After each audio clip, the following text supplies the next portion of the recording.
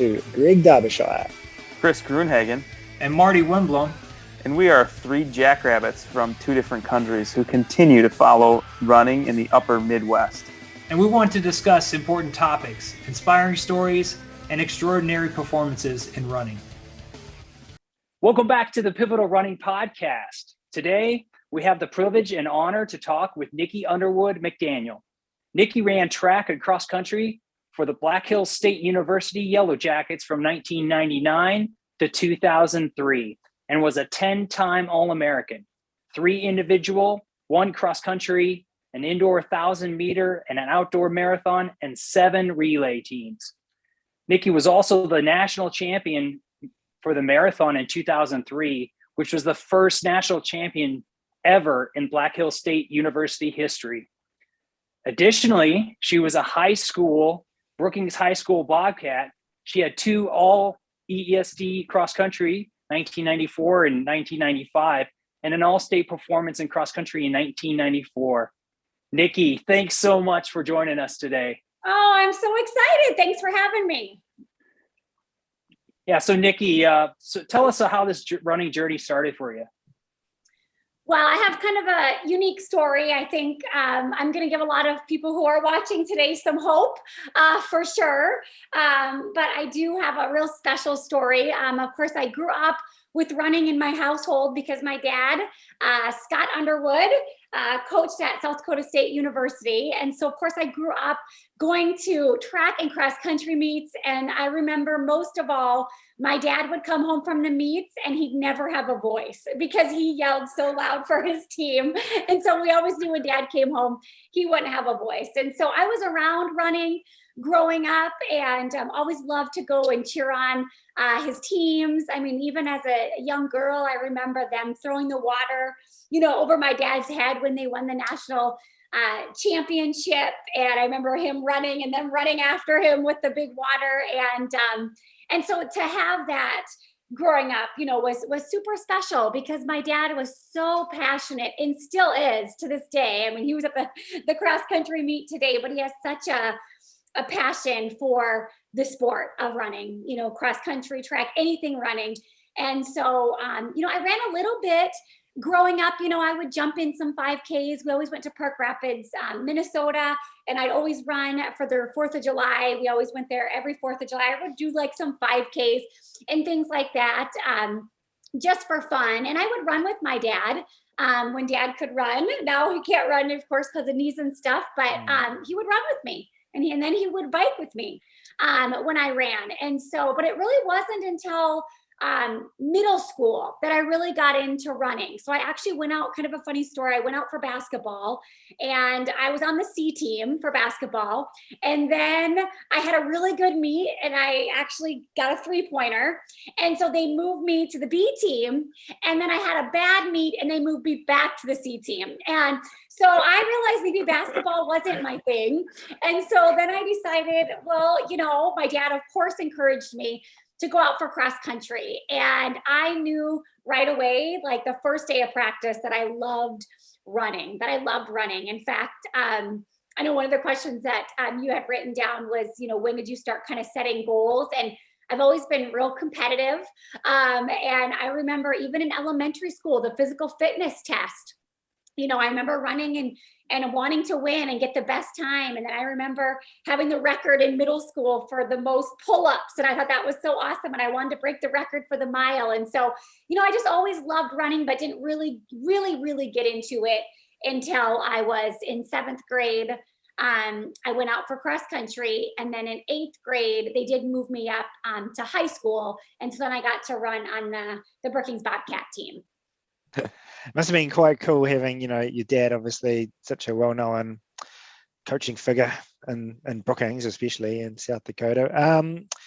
What did you learn from watching him coach all these teams through the years? Oh, so much I learned from my dad. And now as a businesswoman, I'm with Mary Kay, a sales instructor with Mary Kay, and I still share stories of what I learned from my dad, not just running wise, but, my dad would, he would stay at work late. He would go into his office till the wee hours of the night. And he was so passionate about recruiting. And I know he would travel all around to actually meet with people. And I learned so much from my dad about listening, people skills. I loved the way that my dad just would breathe belief into his athletes, and I would watch it. And I watched so many of them go from, average to great. And I do believe that, a lot of it is upon your leader. And, when dad believed in them, then they started believing in themselves, because sometimes you don't believe in yourself until somebody else believes in you first. And so I watched that, with my dad, and, excellence. I'm a woman of excellence, and I think it comes from watching my dad. I mean, my mom too, but my dad, they were always out and striving to win, and I think everybody wants to be a part of a winning team.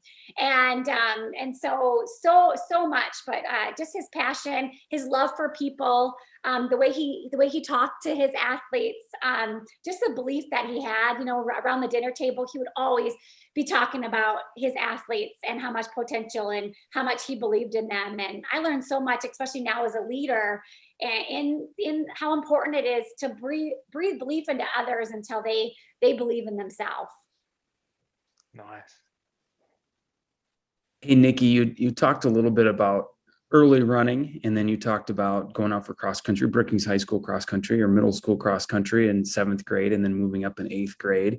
Can you talk a little bit more about your running experiences as a Brookings Bobcat? Yeah, I mean, that's when I really fell in love with being a part of a team.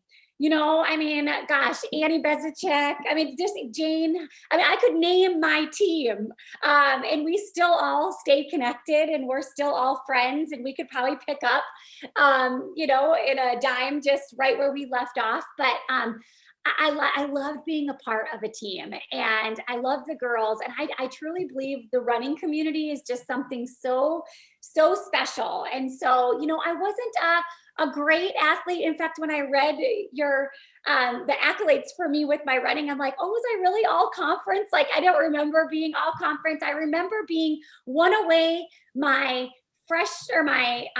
think it was my 8th grade year, I was one away from missing the medals. I think they medaled like 25 and I was 26 or something. Like, I just missed it. I remember just being so heartbroken. And then the next few years, I never really ran real well. I think I was maybe 60 or 70th at the state meet my senior year. So never was in the 20s again, but never lost my love for running and just being a part of a team.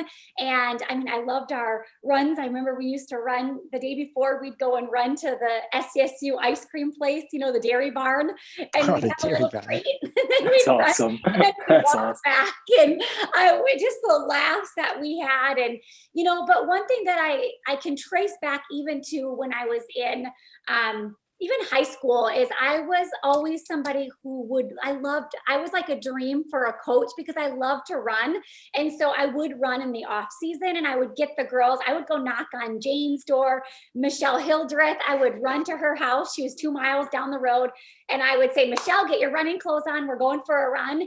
And so I was the one that kept them running in the summer, because they didn't really want to, a lot of them, but I was kind of the team captain in that. And I would always say, come on, guys, let's get together and run. And so I kept everybody running, because like I said, I love to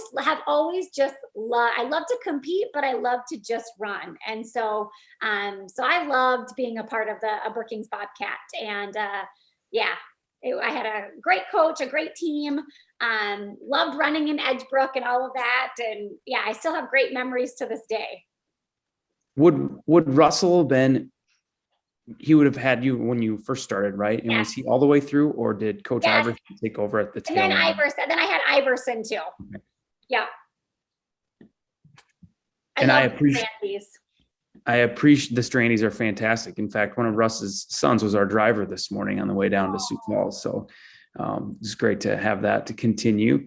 Love the picture that you dropped in that file for Marty. He shared that with us as well. Some of those girls, and I don't know them all too well, but I know Becca Mansheim or Becca Forster is in there. She's easy to pick out real quick. But I believe there's maybe a Cheddar in there, or yes, there was one. One, yeah. So Nikki, after running in high school for Brookings, what made you want to pursue running in college? This is really unique. In fact, I was talking to my dad about this on the phone, and because I was really average, I would call myself average in high school, I was kind of reluctant and wasn't even really sure, if I would run in college. I wanted to run in college, but I wasn't, getting the scholarships and all of that. I mean, I looked at a couple schools with my dad. I went to my dad was good friends with the Mount Marty coach. So I looked there, and I went to Creighton and looked there. And of course, I always said I would run for my dad at SDSU, but he actually reached, he was done. So I couldn't run for him. And so it was truly just such a blessing, because I wanted to stay in the state so that I could still be close to my family, but yet away from my family. And I still really wanted to run. And I remember Coach Walkinshaw asked my dad, and my dad Coach Walkinshaw still shares the story, but he said, so, tell me about Nikki. And my dad said, well, she's not really good, but she is awesome to have on a team, and she's a really hard worker. And that's exactly where I was at. I was great to have on a team. I was always positive. I would show up, I would do what I needed to do. I was definitely a good team player, but just wasn't super talented. And so, my husband, he was a state champion runner for faith, and he has all the natural ability in the world. But for me, I had to work at it. And so I was so blessed when Coach Walkinshaw said, well, we would love to have her. We would love to have her. And I just went on that campus, and I fell in love with the people. I fell in love with Coach Walkinshaw. I fell in love with the scenery. They took me out to where they do their runs, and it's so different than Brookings. And I remember just thinking, oh, this feels like home to me. This feels like home to me. And I kind of was a homebody growing up. I wasn't the one that was doing a bunch of sleepovers. So my mom was kind of a little nervous about me going across the state, but thought, at least you're still in South Dakota. And then I never even wanted to go home for Christmas or anything. I became friends with my teammates, and I just fell in love with the campus and with the university right away. But I wasn't sure, Marty, for sure if I would be able to run, or if anybody would have me or want me on their team. But I figured, I could at least walk on probably. And that's exactly what I did at Black Hill State. Is I was the walk on, and what a blessing. I'm so grateful for Coach Walkinshaw and for just a great team. Yeah, I think Black Hill State University is really happy you went there as well, for sure. Thanks for sharing that. Yeah, I mean, obviously two totally different sort of countrysides, landscapes, going from no hills and around Brookings to a lot of hills around Spearfish. What other big changes did you experience when you first moved out there, Nikki? As you said, being someone that likes to stay close to home at Brookings. Mm-hmm. Well, it's funny. You guys are going to giggle at this because my dad. But I was off at church camp, and my dad filled out, there was a little questionnaire that came through, and it asked about dorm, and there was one that you could check for the all-girl dorm. And so my dad opened up the mail, checked the all-girl dorm, and he sent back the sheet. And so I get to campus, and we're doing the big welcome, and my dad's there, and they said, y'all should have gotten a sheet that you filled out. And I looked at my dad, I said, I didn't get it. And he just smirked, and I said, Dad, you didn't. And he said, I did. And so he filled it in, and that was a blessing too. I was in Humbert Hall, the all-girl dorm. And it was, some of my best friends, a couple of gals in my wedding came from, my bridesmaids came from Humbert Hall. So, it was definitely meant to be. But it's definitely a change, academic wise, more studying. I was an okay student, but it definitely, a lot more studying, and then I was not used to morning practices, we did a 6 a.m. morning practice every morning. And that was brand new to me. Never had been a real morning person. So that was definitely a wake up call. And so, that first year, it is a lot of change, because you're adapting to, of course, it was way more mileage than I'd ever done before. You know, I knew right away when I started, you know, just to kind of give you a journey through is, I mean, I would come in, we had 7 girls my freshman year on the team, and I was always the 7th one. And so I was 7th. And so that was a blessing because we won our conference, and it was in Spearfish. And so we all got to go to nationals, and I never would have had the experience to go to nationals. And I think I was like, I think coach said I was like 210th place. Like I think I beat 10 or 20 people was all at nationals, but I was just so grateful to be able to be a part of the team. And so it was awesome. I mean, I fell in love with just my team. And I just, like I said, I love the beauty and all the different running routes that we got to do, but I did not like that I was number 7 out of 7 people. And I really did, you know, have so many days where I would feel a little bit discouraged. I remember my dad would drive all the way across state, you know, to watch me. And here I am, you know, coming in almost dead last. And he was always so encouraging and just telling me, I mean, I was going to get better and just to keep my head up, and that he was just so happy that I was out. And boy, and really, you guys, the difference between my freshman and the sophomore year was everything. Because I remember, I share this story all the time, but I remember sitting at breakfast with my family, and we were talking, and my mom said, so, you know, asking about my plans for my sophomore year. And I said, you know what? I said, I got 2 choices. I'm either going to quit and just work on my studies, or I'm going to go back to BH my sophomore year, and I am no longer going to be the last runner on the team. And I said, and you know, I'm not a quitter. So I said, I'm going to do the latter. And you guys, it was a decision that I made that day. And I truly believe I just made that decision. And then I went into action. I started lifting weights. I started eating better. I lost 20 pounds over the summer, and I'm not a very big person.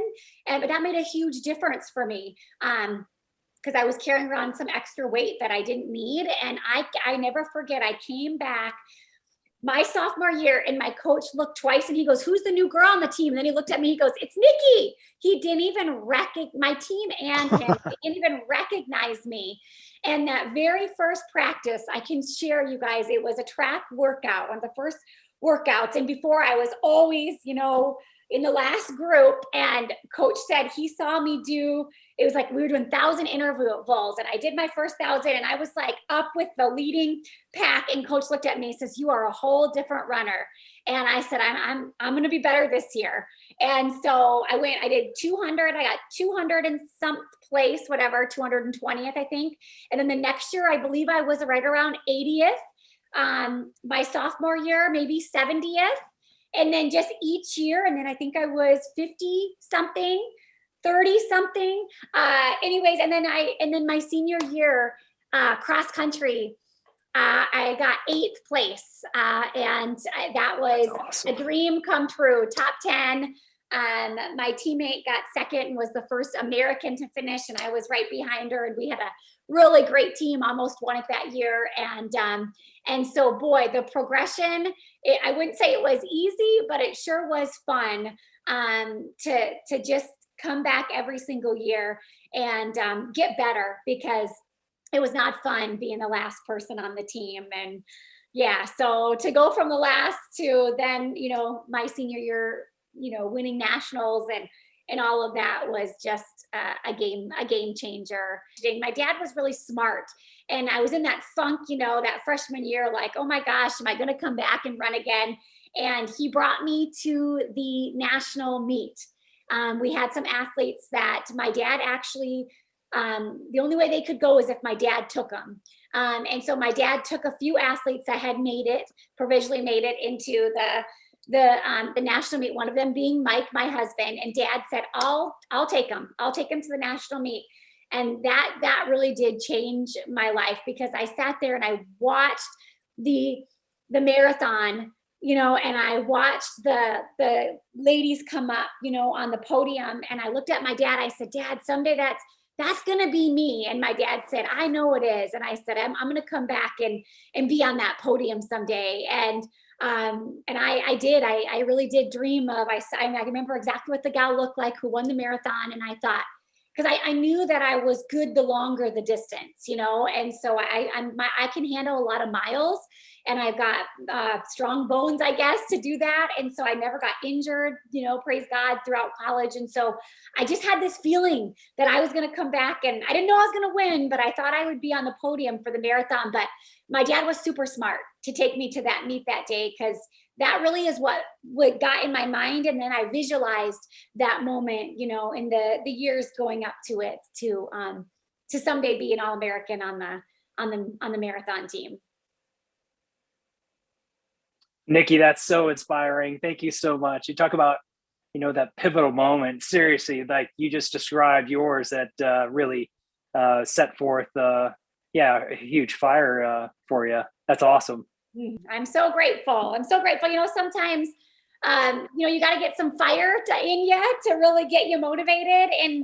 And I could just feel the difference when I came back. I didn't even feel like the same runner, you know. And I was blessed with Coach Walkinshaw, because he knew what my strengths were as an athlete, and he knew that I actually did better on higher mileage, and so he would let me run higher mileage and let the other girls come in, and he did pour that belief into me, you know, leading up to that marathon. You know, he said, Nikki, I remember at practice one day, he said, Nikki, I really think you could be our first national champion. And I believed him, you know, in 3-4 years before that, there's no way I would have laughed at him, but I believed him. But the confidence, it came, you know, as I grew older. And I think sometimes, you know, you see people, you know, and even in high school, where they're really, really good in high school, and then they either stagnate or sometimes they even get slower. And so I like to be the voice to say that you can continue to get better. And I truly believe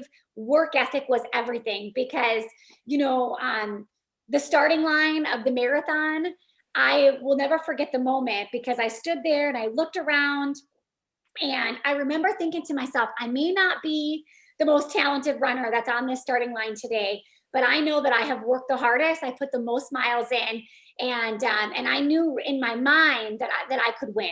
And I think that's so important. I learned so much of that from, you know, from my dad and from my mom, you know, about your mind is so powerful, and what you tell yourself, and especially the marathon, it's so mental, you know. And so I just remember standing at that starting line thinking, this is my shot. This is my shot, because I actually did a 10,000 marathon double. So I ran the 10,000 on Thursday night, and I actually had the worst race of my time that I had run would have won the 10,000. And I went in thinking I had a chance to win that. And my legs just didn't have it in me that day. But I'm so grateful that I've always learned good bounce back ability from my mom and my dad. And so I remember having a little moment underneath the bleachers, and my dad and mom came under there, and they're like, Nikki, Saturday's a new day. Saturday is a new day. And I shook it off, and I went to the starting line even more determined to win, because I did have a bad 10,000 meters. It was hard to see the winning time, because it'd be the time that I actually ran at Drake that year. And that would have been the year that I, you know, for the double, but it wasn't to be that day. But I came back with a vengeance in that marathon, and I thought, okay, I'm going to win this. And my dad gave me some really good advice the night before we were eating Olive Garden. And he said, the marathon starts at 20, because it was my first marathon. And so when he said that, I'm like, what do you mean it starts at 20? He's like, it starts mile 20, you know, because that's when you got to dig deep. And he said, there's going to be times when you're going to feel really good, and then it's going to hit you like a snap of a finger. And all of a sudden you can go from feeling really good to really bad. And he prepared me mentally to what I was, going to prepare. And so I thought about that because I was feeling good. And I remember 1 mile, just, you know how it is. Marty, you can relate to this. It's like, you can go from feeling great to what happened? I was feeling so good 3 minutes ago. But I had that in my mind. The race starts at 20. The race starts because I was running with another gal from Mary until about 20. And then I really broke away from her those last 6 miles. But I just kept telling myself, and I kept doing my positive affirmations. You know, I am a national champion, and I was so determined because we hadn't had a national champion yet at Black Hills State, and I wanted to be the first. So that race was so memorable. In fact, Marty, those pictures that I sent you, so many of them, you can see my dad, on the sideline cheering me on. And it was just such a big moment for our university, but most importantly for myself, because I dreamt of that moment since my freshman year. Remember, 200 and some at nationals. And when I said that I was going to be back at the podium, most people would have laughed, but my dad, he knew that I could come back and be a national champion someday. So grateful for the coaches and for my dad, and just for all the people that poured belief into me, because I needed it too. It's a great story. You had been talking about the trips with your dad, and you went to that national championship with him. But you also had the opportunity to travel to Sydney in 2000 for the Olympic Games, and would love to hear kind of your experiences on that trip, maybe some things that you learned, or how that opportunity impacted your perspective on running. Yeah, what a blessing. I mean, what a blessing to be able to, I'll never forget when my mom called and said, do you want to go with Dad to Sydney, Australia? And I didn't even have to, even think about it. I said, oh my gosh, absolutely. Would I love to? And I mean, I love all things. I was a gymnast. My daughter's a gymnast. So I was a gymnast as well.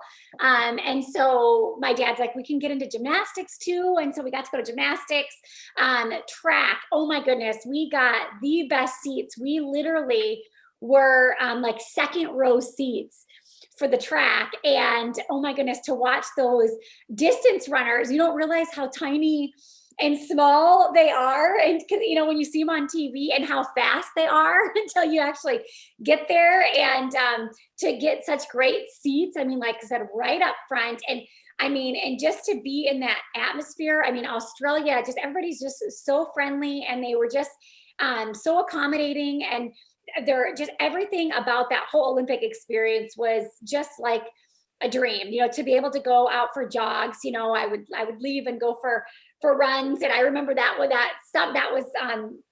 what year was the Sydney Olympics? I'm trying to think. Was that 2000? 2000. Exactly. Okay. 2000.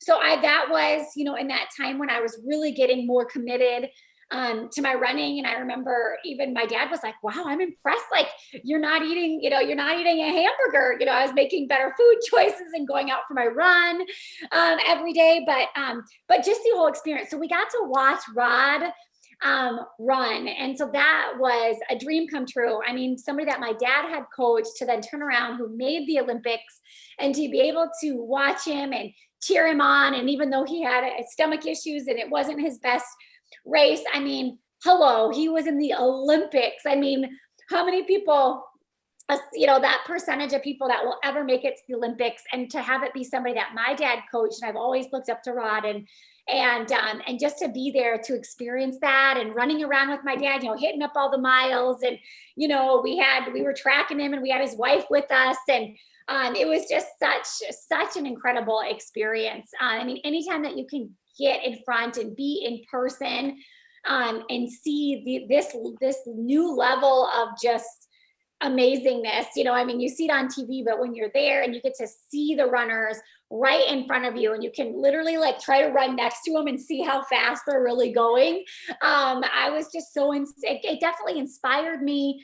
I was already inspired, and it inspired me to a new level, just to see those just women and men just out there, and knowing what it takes to be a good athlete, and knowing that that's even the next level, and just the sacrifices and just everything that I know it takes to and the things that you give up, in order to make that dream a reality. And then to be able to sit there and watch it was pretty amazing. And I got my picture with with the Ham brothers, and they were like shorter than me, and I'm 5'2", they were like to here. And I have a picture with them, and pictures with Rod, and just never been to Australia before. And we stayed for 10 days. So or almost 2 weeks. We might have even been 12 days, but I remember coming back and being really jet lagged, and then having to turn around and go to practice. But coach, I knew, was not disappointed, that he knew that I would only be inspired by being there. But that was definitely a gift to be able to go. And then just to have that special time with my dad was pretty awesome. That's so cool to have the special moments traveling together, and just making those memories. Very cool. So do you want to talk about your 2003 Marathon National Championship, and then also maybe some of the key or pivotal races that kind of led up to that too? You talked about running a really fast 10K at Howard Wood, right? Being able to compete there before going into the national championship. Take us through that.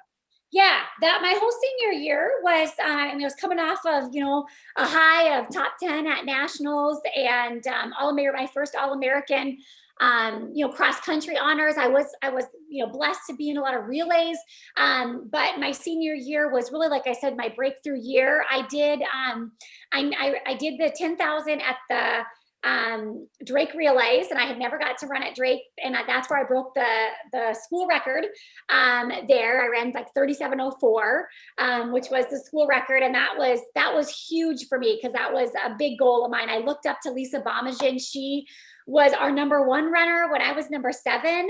And, I shocked the heck out of her because she never thought I'd be contending for her 10,000 years later, because she only saw me my freshman year. And so that was a huge breakthrough moment. And then I went to Howard Wood and I broke I ran 4:41 in the 1500, which was a PR for me.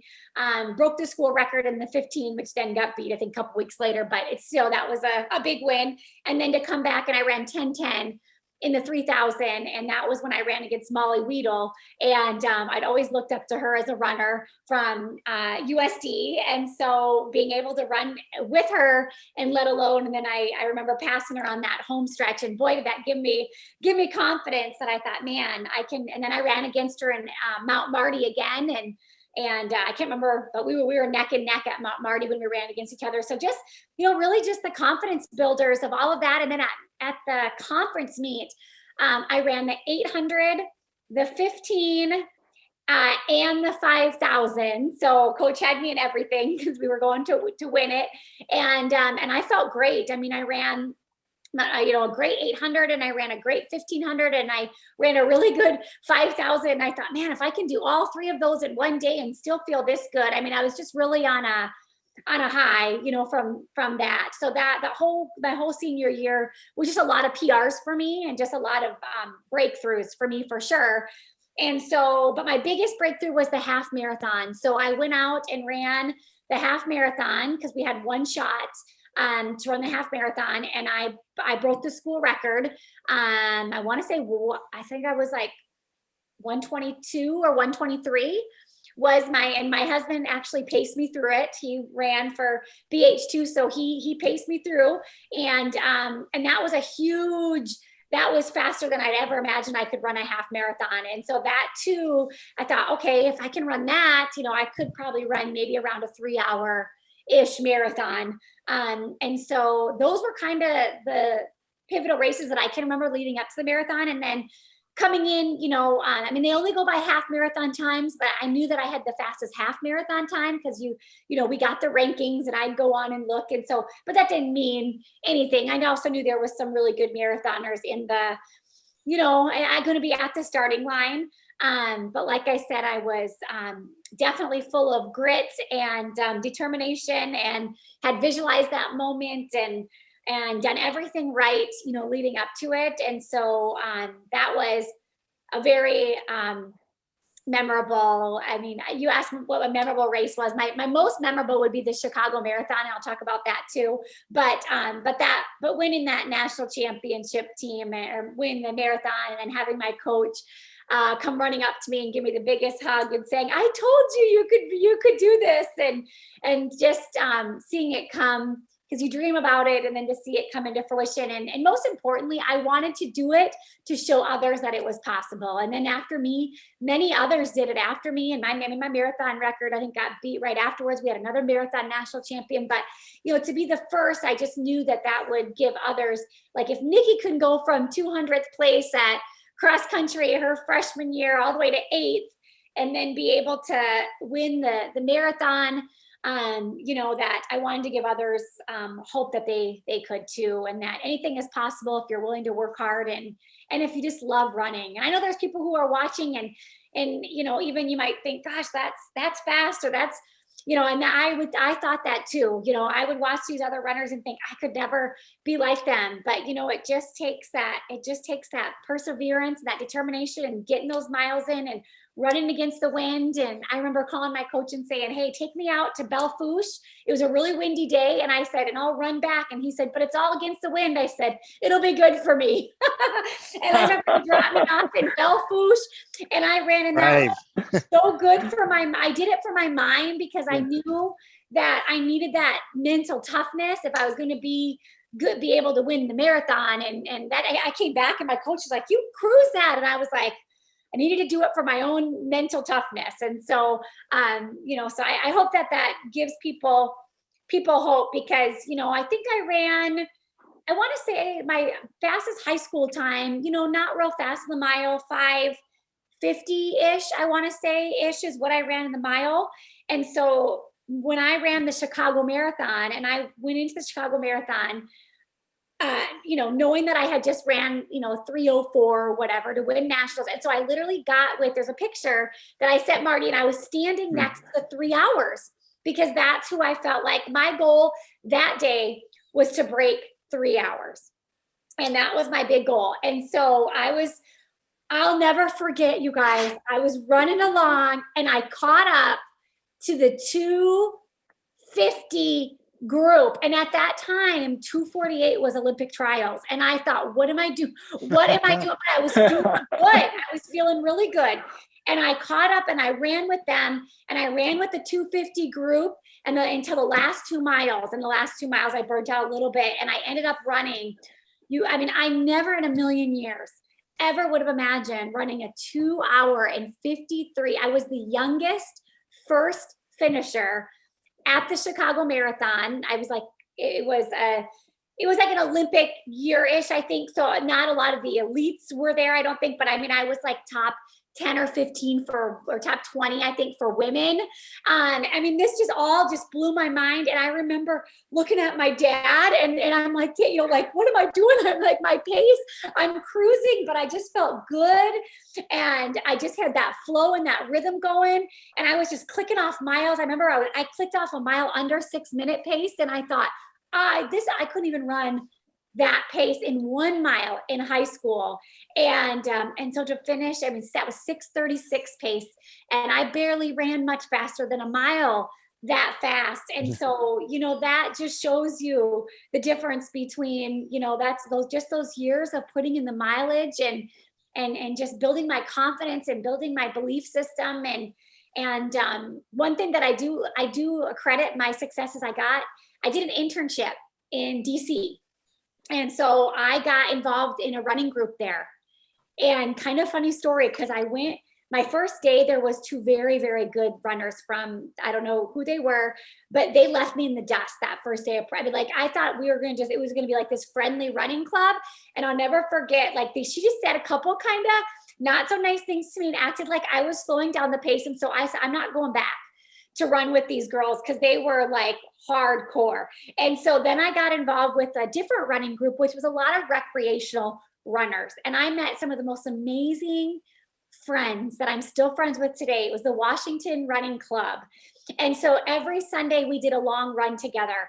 And it was slow for me, but it was good for me, because I could run with them and get my long runs in. And we built all the way up to 20. And then I could turn around 2 days later and just do $1,000-meter repeats on the track, because I was in DC and I had some free time. I worked a lot of evenings as an intern. And so I never forget texting my coach my 1,000 repeats, and he's like, holy cow, Nikki. That's when I knew I was probably 3 hour or under shape. But I was so appreciative. And then the best part was when I finished the Chicago Marathon, I beat the girls that kicked my butt and gave me That's awesome. a hard time. I was this here's this 3 hour runner. And I ended up, they broke 3 hours, but I was a good 5-6 minutes in front of them. I would never know that, but my friend Erica called me up afterwards. She goes, Nikki, those girls that were mean to you? And I said, yeah. She goes, you beat both of them. I'm like, yeah. Because they hauled, their job was to try to just run as fast as they could to get rid of this new girl, and they did. I never went back, but I came back and ran that 2:53, and that was a moment I'll never forget, is coming across the line and seeing, I mean, I just get the chills thinking about it today. I mean, I was dreaming that I could see 2:59. I never imagined that I'd be able to see something like it's, the low 2:50 marathon, and to stay on track for a 2:50, till the last 2 miles was pretty awesome. It was a day I just felt great the whole way and felt like I was like I had wings, and it's just one of those great racing moments that I'll never forget, because now I've run many since then that haven't felt so easy. So that was just seamless and wonderful. And of course, coming right out of college, it helped because I was still doing workouts and stuff. But that was my most memorable race outside of winning the national championship for BH. Fantastic, Nikki. And revenge is good as well. I always like that when you can beat people, that. Did you have a particular season that you looked forward to more than others? Sometimes, I know maybe I didn't look forward to cross country quite as much, but then, when indoor track came around, I quite enjoyed that. Did you have a particular, discipline or season that you thought, oh, this is going to be good? Looking forward to this? I think I loved cross country.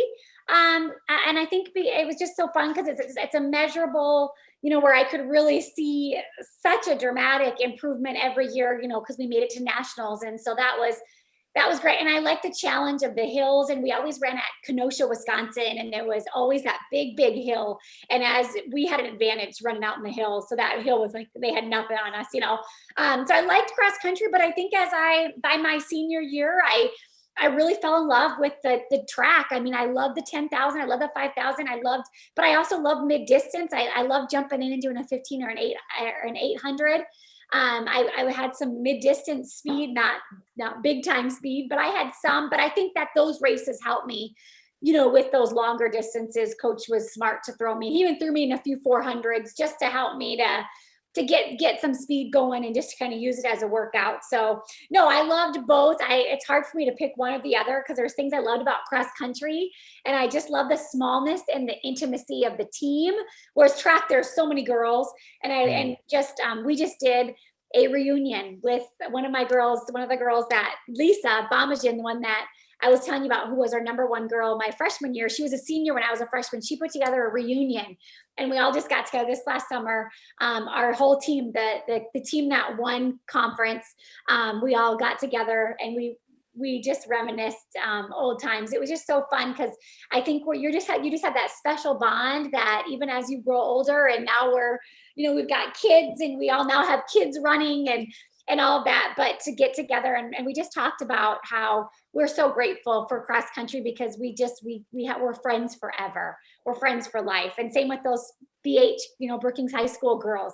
We're always going to be friends for life. So there's something really special about the smallness of the team in cross country for sure.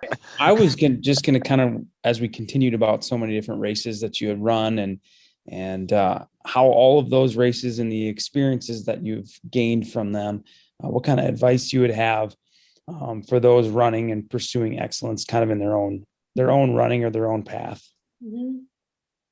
Yeah, for sure. I mean, I think, like I mentioned earlier, I think honestly, just getting up every day and just getting out there, whether you feel good or you don't, I think so many people wait till they're motivated, and you can't wait till you're motivated. It's just getting out there day in and day out, whether you feel great or you don't. I mean, when the days you don't feel good, it helps you with your mental toughness. The day you feel good, great. But either way, it's still helping. But just to know that, like with running, I think it's so special because I think I've helped a lot of my friends go from like couch to running decent half marathons. It's just a willingness to, if you love running, which a lot of people do, if you just get up every day and you just so grateful that we're healthy, that we can run, and that we get to, not that you have to, but that you get to. I think there's a different mentality, get to and have to, and to everything for me is a get to, because I think it's a blessing.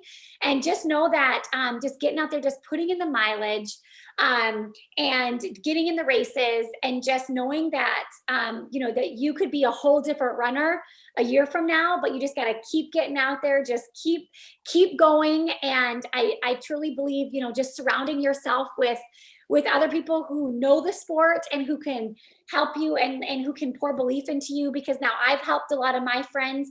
And I'm that, believe you're going to do great. You can do this.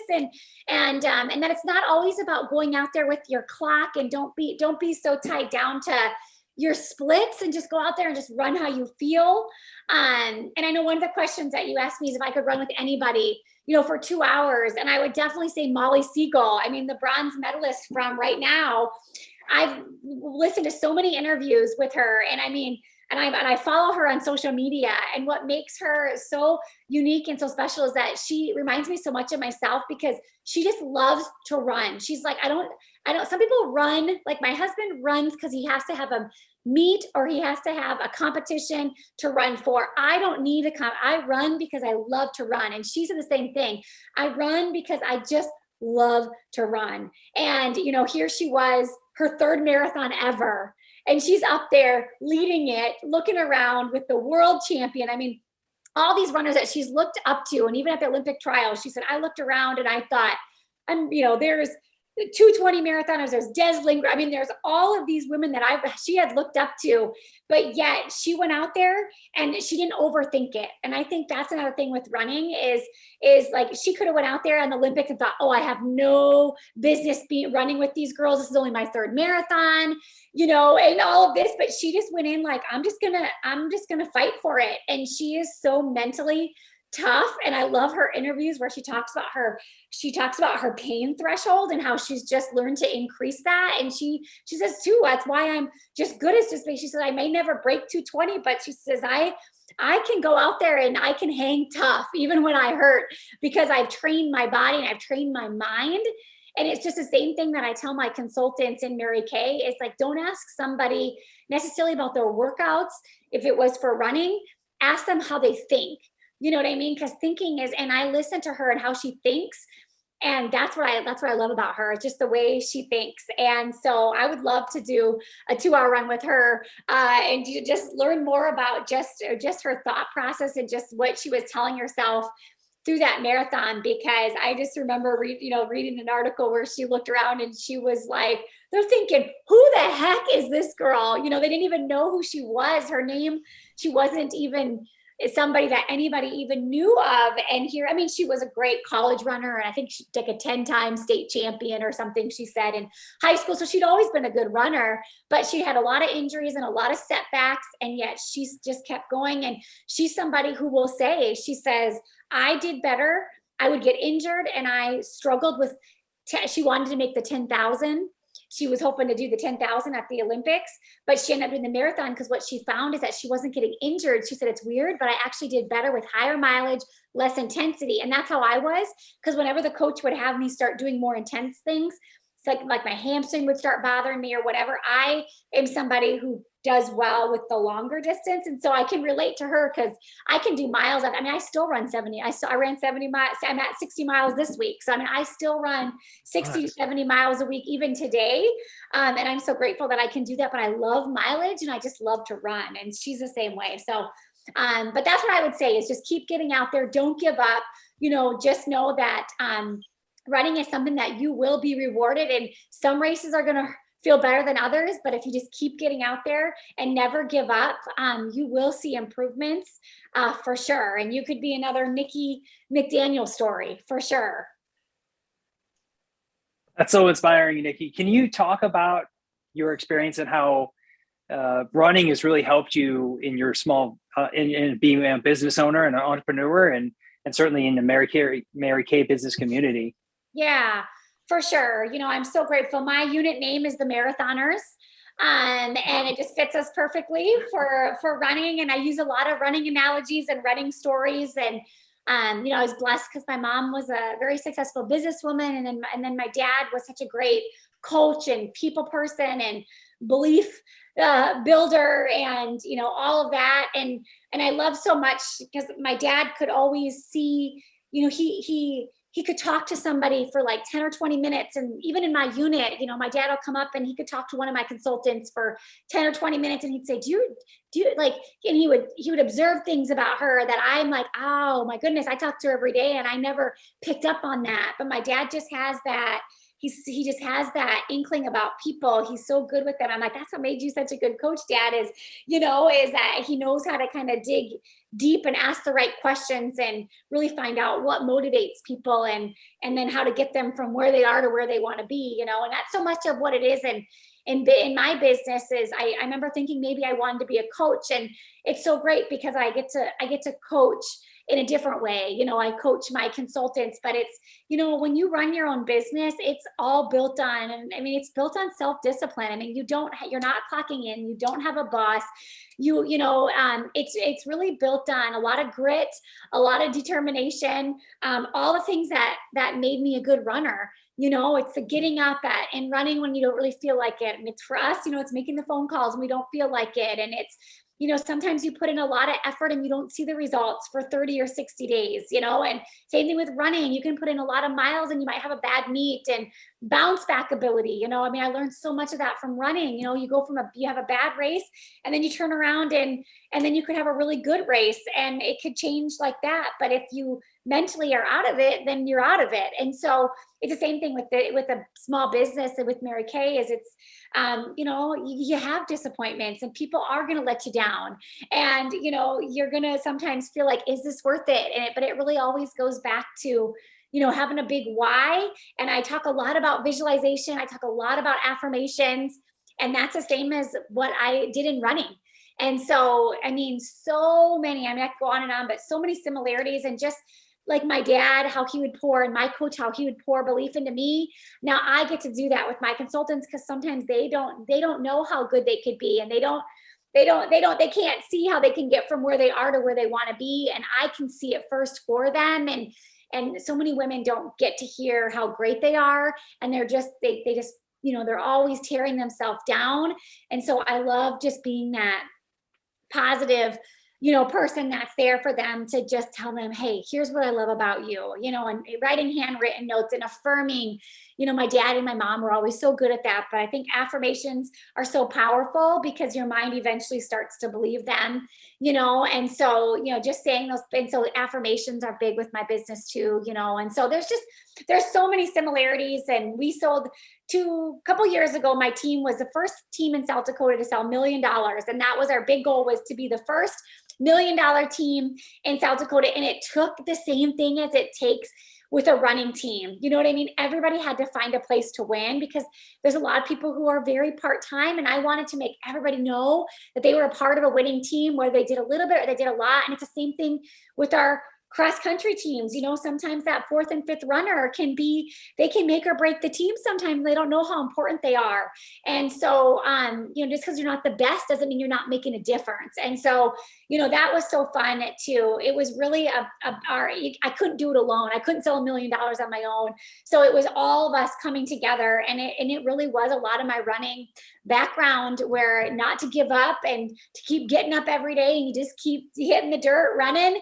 And some days you see great results, some day you don't, but you just don't give up hope, and you just keep being positive and setting goals and reaching goals, and small baby goals to get you to the big goals, all those things that we teach in running, is the same in my business. So I'm so grateful. I wouldn't be the leader that I am today for my people if it wasn't for my running background, and also for my dad, that I learned so much about leadership and being a good coach, and being just an amazing, passionate guy, because he's passionate. And people say I'm passionate about two things: running and Mary Kay. Those are the two things that I could talk all day about, because they're two things that I just love. And I love, most importantly, it's not the cars and the money and all that. It's a blessing, but I love to watch my consultants grow, just like I grew as a runner, to see them come in and be kind of shy, and to watch them build their confidence and become better moms and wives and all of that, because I truly believe a confident mom will then breed confident children. And my mom was very confident, and I'm confident, and I see it in my kids now as a third generation. And it's just a really special thing be able to help women with life skills that'll make them better, moms, wives, teachers, nurses, all of that. So it's such a great company to be a part of, for sure. You're making history in South Dakota. I mean, first marathon national champion, and then right in the business world too, right? First team to make $1 million. I mean, that's just collectively really, really impressive. And I just can't thank you enough for sharing that with certainly our viewers today. Well, my hope and prayer is that I gave y'all hope, and that that anything is possible. I think I tell my consultants all the time, work ethic over talent. You know what I mean? Like, people can be really talented and they can be really naturally gifted, but if they're not, but if you're a hard worker and willing to just get out there and put the miles in, that's what's so great about Mary Kay is you can get a training program, and if you just go by the training program, you're going to get better, and you're going to get faster, and you're going to be able to see the clock go down. And I just think that's been the greatest gift that I have, is that I'm willing to work hard, and maybe harder than others, but it has made me successful in both business and running, because I wasn't the one to go out and I couldn't just put on shoes and win a race, like some people could do. Like, I really had to work at it and put the miles in. But, if you're willing to do it, and anything is possible. And all of you who are watching today, I just want to share that you too, those big dreams that you have, for your marathon running or your high school or college, don't give up on them. If you don't see them right away, just keep going, and you can do it too. Have you ever made a trip out to New Zealand at all? No. Okay. Never been to New Zealand. I'm waiting for that to be one of the top director trips, because we do travel, and that would be pretty cool to get to go there. Absolutely, yeah, it's a nice place. So yeah, come.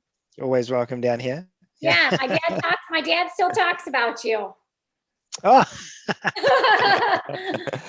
Don't know, is it a good or bad thing? Yeah, I was going to actually ask, we might be running out of time though. I was going to just ask if you could recommend like one run to take someone on, like your favorite route. What would that be? It could be in Brookings, could be in Rapid City, in the hills. Favorite route. Oh, that is, right now I was actually telling Marty this. I love running on our Mickelson Trail. Out in the hills, because it's not pavement. It is so beautiful there. You can hear the stream, you can hear the birds chirping. It's not overpopulated with people. Like when I ran in DC, there's people everywhere. You're constantly, I'm coming on your left, you don't deal with that on the Mickelson Trail. It's just you. There's been times when it's been me and me only on that trail. And I've done a lot of my marathon training on that Mickelson Trail, and I love it. You can start anywhere and end anywhere, and you're going to get a great view, and you've got some uphill. You've got half of it uphill and half of it downhill. So, you get a little bit of both, and it's right now is probably one of my favorite places to run, and it's close to here. So, but I've ran everywhere. I ran in Argentina, and that was that was pretty cool. Every time I go on a top director trip, I tell Mike, we're going to go run, and it doesn't matter where we are. I love to see the city, and you can see so much on foot. So it's cool to be able to run. And I love running because all you need is shoes, so you can do it anywhere. True. Very true.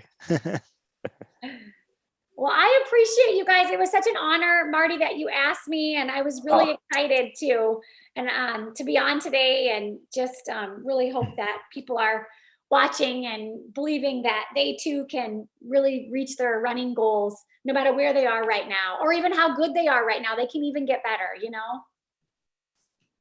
I certainly appreciate all the excitement that you bring. You can just hear it in your voice, the enthusiasm that you have. And I think those that are able to watch will, that alone will inspire them to kind of follow in your footsteps. Thank you.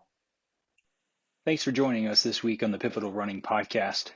Make sure to visit our website, pivotalrunning.com, where you can subscribe to the show in iTunes, Spotify, or via RSS, so you'll never miss a show. While you're at it, if you found value in this show, we'd appreciate a rating on iTunes, Or if you simply would tell a friend about the show, that would help us out too.